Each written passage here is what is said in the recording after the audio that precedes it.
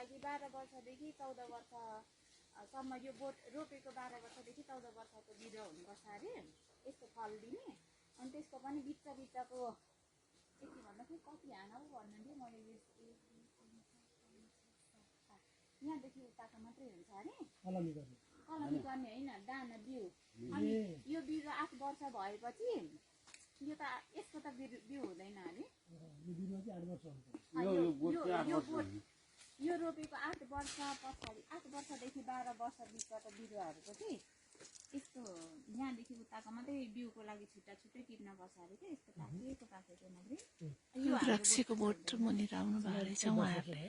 हाम्रो 10 वर्ष 70 सालदेखि 10 वर्ष भयो 70 सालदेखि पाउनु।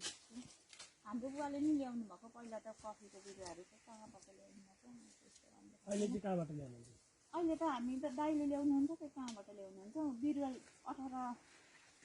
18 रुपियाँ केजी 18,000 कि के गर्नुहुन्छ। अनि हामीले आफै उत्पादन गर्छौँ बिरुवाहरू उत्पादन गर्नलाई चाहिँ पहिला खनेर धुलो बनाउनुपर्छ खरानी जस्तै माटो। अनि त्यस पछाडि चाहिँ यता रेखा कोर्नुपर्छ स्पेसको बनाउँदा। अनि त्यो एउटा दाना दिएर